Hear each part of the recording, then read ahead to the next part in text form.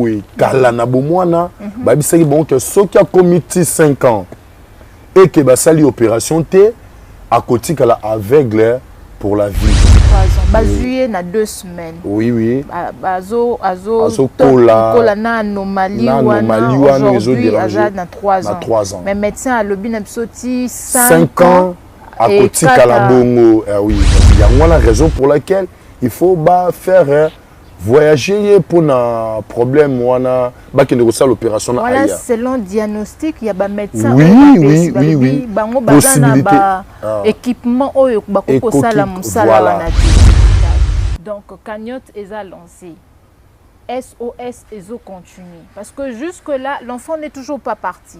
Oui, l'enfant n'est pas toujours parti. Mais parce que les processus sont en cours. Surtout aux parents oyebi koza na mwana que ça soit à moi sito et à mobali mais aux parents ça là le quoi moi nous à moi nayo on l'a abandonné depuis azana 2 semaines aujourd'hui elle a 3 ans et ensuite on raté année oyo il nous reste que 2 ans pour que mon atikala avec la vie nzamba otunanga moi particulièrement Capriski Lokwa au nom de toute l'équipe de la Fondation Smile for Africa nous venons avec notre contribution notre enveloppe pour le dossier de la petite merveille oyo yo mutoza en charge ya bitumba oyo ozo combattre guerre oyo donc toyeto chayo maboko pour que ezala ba ope balaka ki bakopesa nazana kondima ba ope bazopesa comme maman Mige apesa ki déjà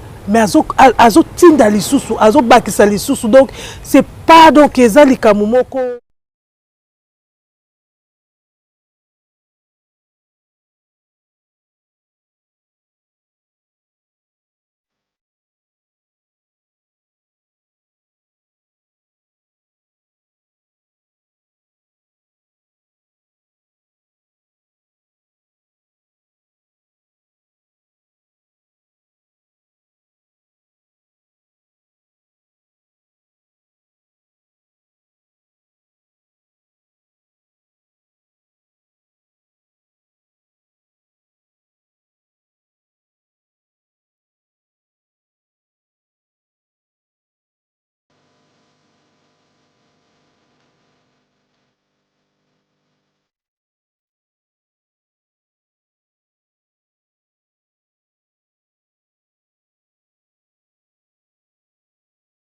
Bonjour Maman Capriski. Bonjour Baba Yanni. Nayambio. Merci beaucoup Ndengo Yambinga. Na sepeli koya na Fondation Les Amis des Orphelins 5D. Oui. Lelo naye particulièrement parce que toza na cagnotte, toza na opération moko SOS bolansa qui pour la merveille. Bisopé en tant que fondation Smile for Africa, to lobito otikala simate. Toya to sangana na bino to pesa bino pe to pesa bino makasi to pesa bino maboko pour que boko ka na kokende de l'avant na dossier oyo. Mais avant que tu aies un problème, il y a merveille. Mettez un peu les solos, il y a Fondation Les Amis des Orphelins 5D. Fondation Bandi Wapi, Nani coordonnatrice, Boza reparti. Fondation 5D, Ezali, il y a maman Gladys Soso, ainsi que na papa Daddy Soso. Ezali initiative c'est-à-dire Ezala qui bon par rapport à leur explication à un format qui biso que Seigneur à mettre à cœur et Sengeli abandako aider les enfants orphelins et puis bato bazali na âge ba mikolo to bakamo ba veillard bato bazali na moi enfant démunis déjà.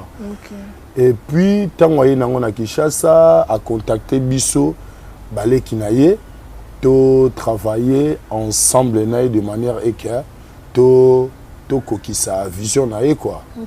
Et puis quand on a commencé, to sali ba mikanda, mais le ko là, nan nous to qui plasté, il y a ko cha bureau tout comme ça, to banda kina nous na système il y a ko sala ba descente. na ba orphelinat parce que déjà vision na départ ezalaki 5D, cela veut dire 5 le 2 là c'est Dadi. Dadi comme Dadi Soso son mari et puis le 5 là c'est comme les 5 enfants de Dadi Soso.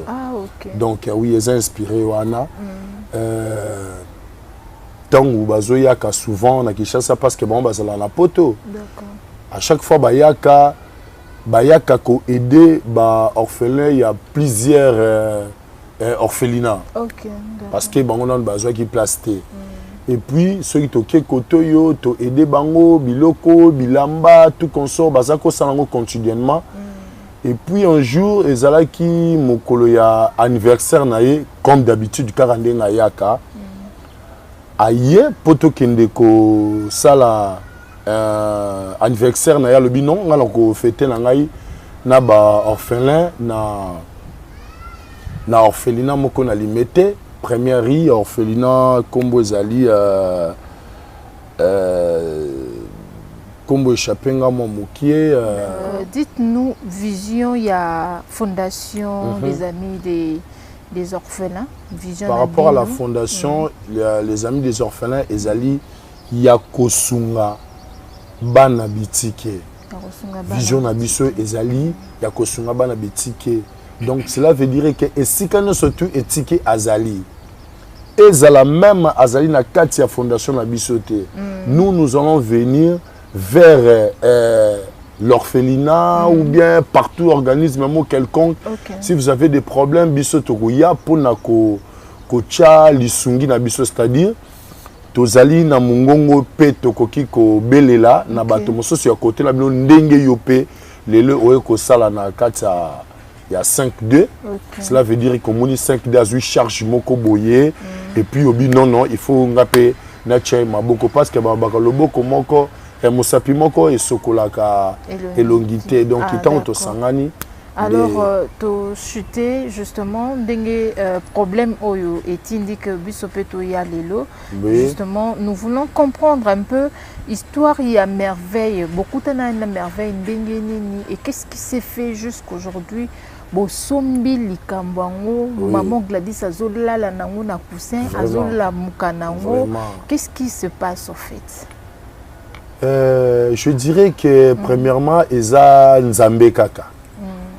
Bien que zalaki musala auto mesala ko sala ya itinda nzambe mais poto tira attention tout monde en merveille na kati orphelinat et zalaki nzambe donc je dirais que zalaki nzambe parce que tozaki na fête tozolia tozo sepela tozaki bisonyo surtout ndenge tozaka na kati ya fondation bana bazaki belé bana bazaki kuna presque 79 comme ça bazé belé okoki ko saisir bango boyete mais on s'intéressait même tout plus na moi la moka bébé moi na bonga suka paix à son âme tout tu ko perdre bébé précieux auteur ko kufa qui vraiment là bas moi donc to zalaki ko landela tout plus mingi après tout moni à côté bébé merveille moi na moya kitoko ya bien bouillé elle parle aussi bien mais azako sala ba geste moi na maboko comme si on dirait mutazana na problème à miso.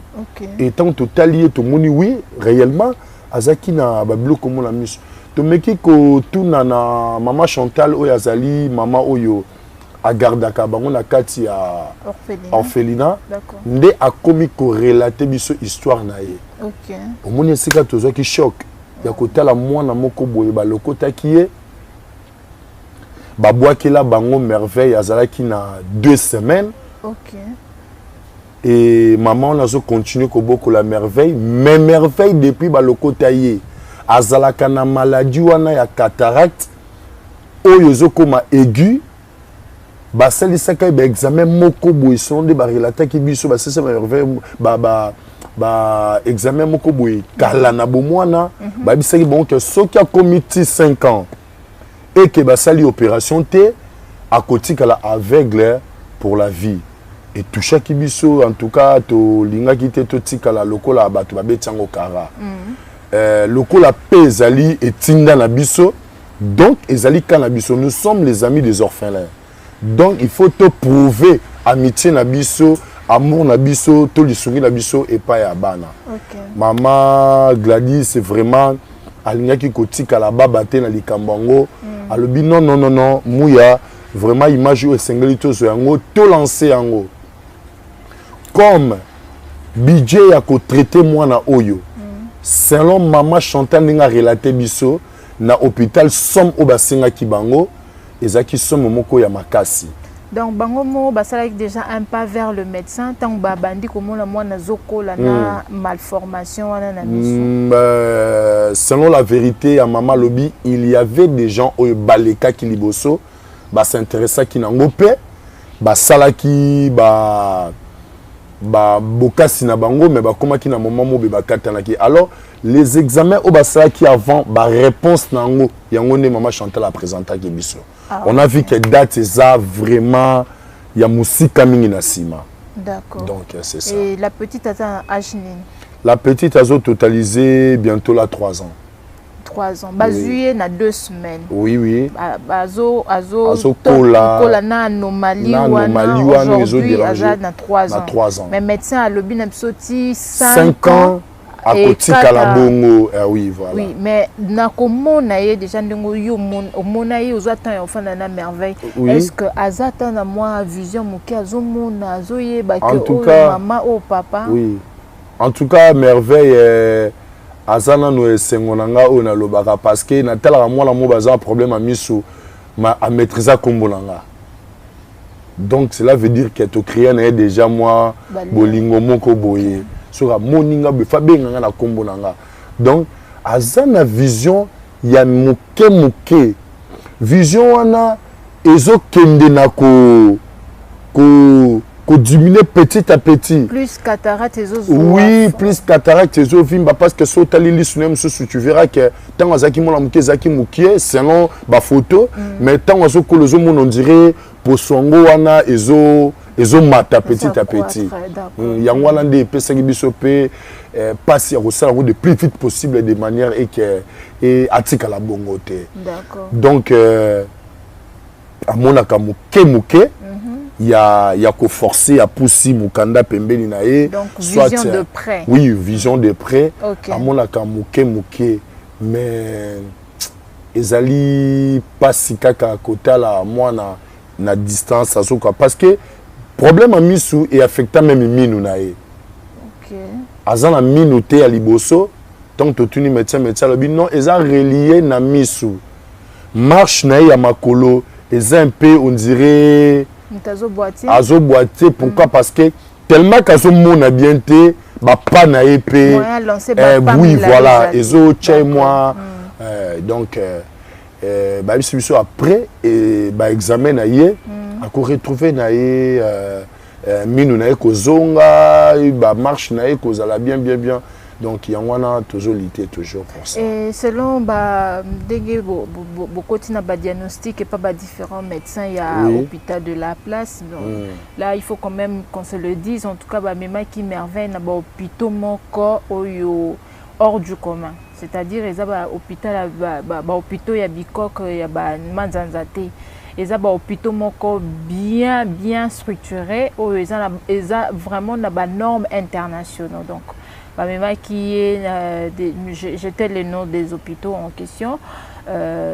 Par rapport, il y a beaucoup de médecins. Est-ce que bazo pesa biso ou encore bazo pesa bino quand même que chance merveille à communalisme, on peut espérer encore que cet enfant va retrouver sa vie? Bah docteur Totamoli na plusieurs hôpitaux awa na kata RDC et maman Gladys déjà na nature na linga excellence alinga te akende na mo dispensaire mo boya simani parce que déjà ka ya merveille au gogo me mona simanda côté eza ka oyo même ba hôpital ya Kinshasa ba matériel oyo koki ko traiter c'est déjà difficile il y a la raison pour laquelle il faut faire voyager pour un problème ou un l'opération voilà selon diagnostic il y a des médecins oui possibilité équipement oyo bakoko sala musala wana te mais moyen ezali basalango mais ailleurs nde bakoki oui. Oui. Donc ailleurs o ezosenga biso il faut misolo vraiment misolo parce que merveille okende ye mon côté merveille za mwana mukie il faut azala accompagner maman Gladys déjà avant dans la poto azan la problème mon côté pour na koni parce que vision pour ça na biso plus mingi ezali azala traité na Europe parce que kuna ba matériel les a un peu moins développé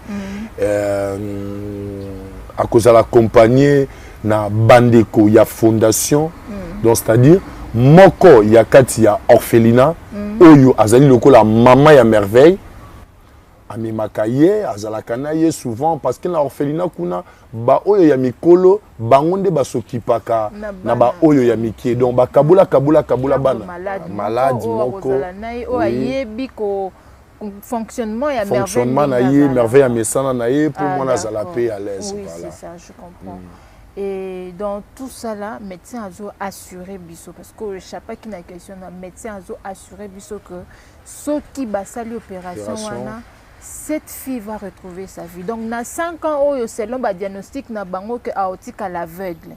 Oui. Donc, ce bassin l'opération wana, donc comme on est ti na ba âge moko boy au mona na. Oui, merveille. Facilité ya. Oui. Cause à guérir. Biso to sangsa maramnyo surtout na Zambie. Amen. Na kati ya ba prière na biso quand on s'est engagé na kati ya dossier à merveille, on n'a pas voulu ya ko wele la mbalama ko sala makambo la makasi na biso parce que même des moyens on n'avait pas ça. Donc on cherchait des bateaux par-ci par-là à contribuer. Donc na église na Losambo Seigneur déjà affirma ki biso yango na minoko ba sali na ye que merveille a retrouvé vie. Amen. Déjà avec Dieu 10 sur 10 parce que même l'hôpital est déclaré ni so inzamba lobby tout le monde ba trompe babota. Là déjà et peut se biso sengo et tant que zongi na hôpital to tamboli na différents hôpitaux tout moni vraiment que non bazo ko assurer biso examen e koki ko salama mais seulement a wande matériel exacté. Donc voilà ça je peux dire que je suis sûr et certaine avec Dieu. Opération avec une réussite, bien sûr. Oui, bien sûr. Ceux qui toquent à l'étranger, donc, garantir 100% que cet enfant va retrouver sa vie. Oui, oui. Ah, d'accord. Alors, à tous ceux qui nous suivent, à toutes celles qui nous suivent aussi, en tout cas, vous venez d'écouter, lui, Monsieur Yannick, vous êtes chargé de je suis chargé de la communication de la fondation 5D. Les amis des orphelins 5D. Voilà. C'est Monsieur Yannick, c'est lui qui est chargé de la communication. En fait, vous retrouvez dans différentes plateformes, que ce soit YouTube, que ce soit TikTok. Et quoi d'autre Facebook, Instagram. Oui. Donc, c'est beaucoup plus ceux qui posent vous avez plus de questions que non, ils ont un peu trop parce qu'ici c'est la télé, on ne peut pas tout poser. Donc, bon, contactez sur TikTok et autres, vous allez avoir plus de détails. Donc, Cagnotte est lancé. SOS ESO continue. Parce que jusque-là, l'enfant n'est toujours pas parti. Oui, l'enfant n'est pas toujours parti. Mais parce les processus sont en cours. Je l'ai accompagné à l'hôpital, Nazalaki Nabango, Naba différents hôpitaux au Ebisika Bakendaki. Moi, j'étais là. Na accompagné Kibango, Nazalaki Nabango, comment est-ce que diagnostiquer moi, Nandenge Babande, Kosalaye, examen, surtout. Moi, j'étais sur place, moi-même. J'étais là. Donc, processus, c'est ça déjà en marche. On a vu le passeport de la petite et son accompagnant. Donc, Moutou a quoi accompagner. Mais jusque-là, il y a toujours un besoin. Parce que Mbongo, eza élément clé, élément phare, que opération wana eza la réussite. Pour qu'on n'ait pas l'hôpital à monde d'été aux yeux au Fandika, oui, papa, na même bineza cannabis au Congolais. Non, nous devons contribuer. Cette histoire ne concerne pas seulement la fondation Les Amis des Orphelins 5D. Ils ont concerné la fondation Nyonso, la ASBL Nyonso, la ONG Nyonso, et surtout surtout aux parents. Aux parents, que ce soit à moi, sito et à Mobali, mais aux parents. Ça là le quoi moi nous na yo. On l'a abandonnée depuis Azana 2 semaines. Aujourd'hui, elle a 3 ans. Et ensuite, on raté année où il nous reste que 2 ans pour que mon atikala avec la vie.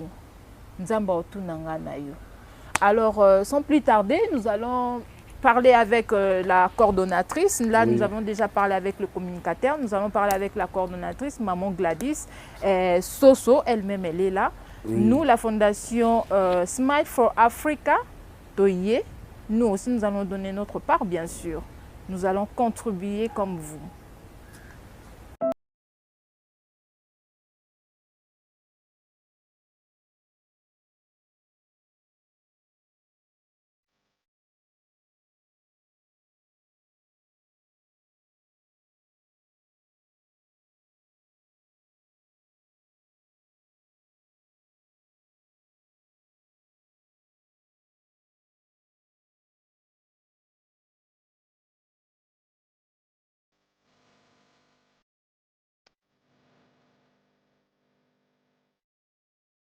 Vraiment, on s'était décidé, vu Kanyot Boulansaki, Bisopeto Monakiango, équipe Mobimba ya Smile for Africa, tout le but au Tikala Simate, Toko Tika Binote, photo poussé Bino au Kenya Komba au Tina Suka. Je sais d'abord qu'aux moi si ma casse. Maman Polikambuya, ya merveille au babi batumsus babanda kango, bakokate basundola msala oyo. Babi oyo ekomi makambo ebele batiki na bango bakokite batiki na ba résultat nyonso to ba médecin bapesaka babi oyo eleki bango na mayele mais yo lobi okoma na likambo oyo tina suka motivation nini yango d'abord ezwaki yo to yeba mwa mukie d'abord c'est un secret nini maman lokwa secret ezaka nzambe tant nzambe akotaka tant nzambe alobaka makambo na ye yango nde asalaka. Non, pour la merveille, merveille c'est un enfant déjà, c'est un enfant béni. La petite orpheline, elle a une grâce très particulière. Amen. Et que les gens doivent comprendre que c'est un béni de Dieu. Donc c'est pour cela, moi j'ai que mon assurance c'est Jésus-Christ. Avec lui, nous ferons des exploits. Merveille va se faire opérer et elle sera guérie. Donc, parce que moi je vous ai accompagné jusque dans les hôpitaux. Hôpital minene o ezana Kinshasa o ya ville ya Gombe za ka cher au kotisi mwana wana. A koti na ba pareil moko sophistiqué. Si aux autres on met maïa qui doit faire l'examen, ils sont pas ça te ba montant ba grosse somme wana bazo senga. Te maman et au banc ça bisoté parce que comme j'ai toujours dit Nanzambe tout est possible. Amen. Donc tous en kondima maman na oyo fondation Smile for Africa au bozo rajouter pour nabiso les amis des orphelins. 5D naba obandeko nabisika nyoso bazali obazo porter un petit plus yango zo permettre biso to koka ko avancer na ba démarche. C'est pas facile mais tozo avancer za na bandeko partout na ba Canada, Londres, Suisse, France, Belgique, na ba Afrique pe a ba Cameroun obazo aider obazo tinda moi 1 euro na bango yango zo permettre to ko avancer na ba démarche nyonso oyo bisika merveille fois que nous se faire opérer bazo tinda biso na to banda poto tinda ba rapport médical yango tozo sala puis ezana ba structure misusu pe ya minene oyo ezotalela pe likambo yango o pe ezo sunga biso pe na ko avancer yango wana tozo senga toujours tozo loba lisusu na bato oyo en tout cas basunga ba soutenir mwana na biso merveille et ezali pamboli makasi parce que je pense que comme na yebisaki tout à l'heure que na suka nde to koka ko remercier bato nyonso o bazo soutenir merveille mais merveille je vous promets que elle va se faire opérer et elle sera guérie et on va témoigner. On reviendra même dans vos caméras, dans nos caméras, nous, pour témoigner et pour remercier tout le monde. Ok. Na acte na bango kitoko o bazo poser. Ba ope balaka ki ba kopesa nazana kondima. Ba ope bazo pesa comme maman Mige. Apesa ki déjà mais azo tinda lisusu, azo bakisa lisusu. Donc c'est pas donc ezali kamumoko pour moi je trouve ça un travail que les expériences moko nzamba tchenga na kati na ngopo alakisa monene na ye à travers kosunga pe akosalisa bato kosunga otozo sunga merveille ngai yo na bino bato bozolanda biso yango mutu ko permettre que nzambe a déverser lipamboli na moko na moko. Alors c'est vrai bato mususu oyo bazalaki en alertité. Parce que ça, trop réseaux sociaux, peut-être au travers YouTube, au travers télévision et autres, parce que Moussa les Akaka. Ça, il faut que je rappelle aux gens, Moussa les Akaka. On a encore besoin d'argent. C'est pas que non, ce bon moni va payer un enveloppe et quitter. Cette fille doit aller et puis à Ozalana séjour Moulaï, à Ozala accompagner. Donc on a vraiment besoin d'argent. Moussapi moko et sokole longité. Tokotika maman Gladys y est mon côté. Voilà pourquoi nous tous nous sommes venus comme un seul homme pour accompagner na combat oyo. Donc au Senga na bande nini, il faut lancer un message et puis comment est-ce qu'on peut vous atteindre, comment il faut faire pour na ko tinda moi contribution na cagnotte, comment va bloquer bon. Toza na cagnotte auto lança qui a Linchi. La plupart des gens bayebi Linchi. O bato bazo participer na o bazanango Linchi ezali en ligne. Pour nous Linchi, il faut qu'on contacte ngai na numéro nanga personnel, il y a fondation, WhatsApp, appel normal, plus 243 84 10 91 484. Okay. Donc plus 243 84 10 91 484. Donc ça c'est mon numéro.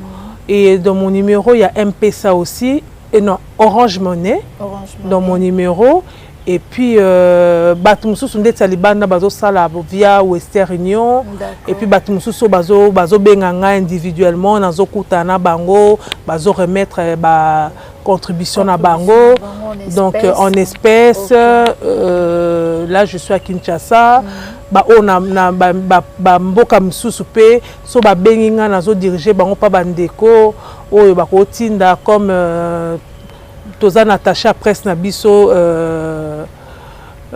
Muya Muyesugu ye azape na réseaux sociaux batu pe ba contacter pe o bazo luka ba yeba deni na ko contribuer pe azo yebisa bango la même chose donc soit par lui aussi lui peut vous envoyer chez moi donc voilà.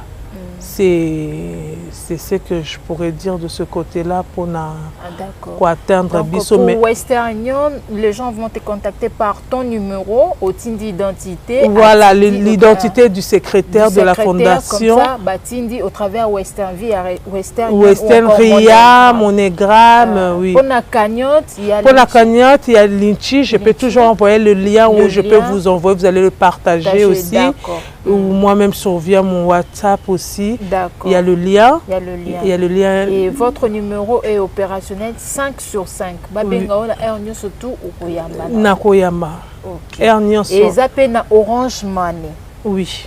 Donc, Moutsoka Lingatina na Orange Money, Balamoko Atindi numéro Maman Gladys. D'accord. Merci beaucoup, Maman Gladys. En tout cas, nous sommes très heureuses de vous accompagner, moi particulièrement Capriski Lokwa, au nom de toute l'équipe de la Fondation Smile for Africa. Nous venons avec notre contribution, notre enveloppe pour le dossier de la petite merveille. Oyo Mutoza en charge ya Bitumba, oyo combattre guerre oyo. Donc, Toyeto Chayu Maboko pour que ait une réussite. Je pense que tant qu'ils ont réussite, ils auront pas de mabiso peut te appelle pas donc courage en tout cas courage na monio na ndengo zola la té ba nuit blanche na hôpital vous savez Maman Gladys a sous-souté. Elle a abandonné son lit, sa maison, à petit calibre nuit blanche dans l'hôpital. Parce que moi, je l'ai accompagnée dans les hôpitaux.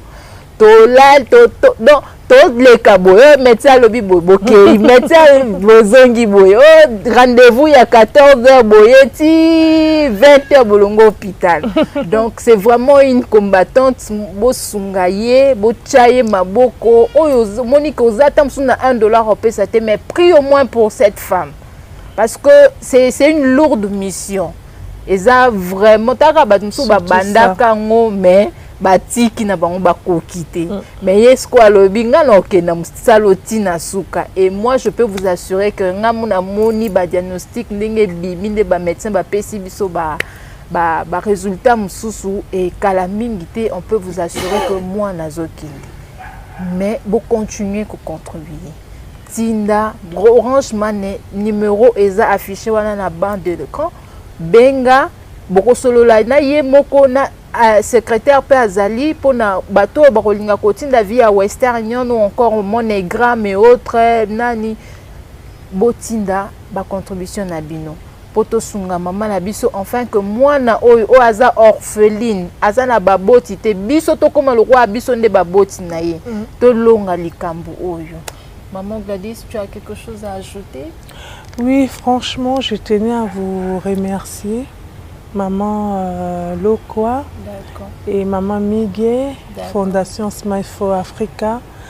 Merci beaucoup pour votre soutien financier, physique et spirituellement. Je sais que vous priez pour nous. Que Dieu vous bénisse abondamment. Amen. Merci beaucoup. Toute personne qui va suivre cette vidéo, en tout cas, ne restez pas le cœur fermé. Ne vous ressaisissez pas. Contribuez. Parce que c'est du sérieux. On doit sauver une vie humaine. Cette fille a besoin de nous. Qu'on ne laisse pas toute la charge à Maman Gladys. Biso Smile for Africa. Toye, to salipe pa na biso. Binope, bo salape pa na biso. Le Seigneur ne manquera pas à vous bénir. Ciao.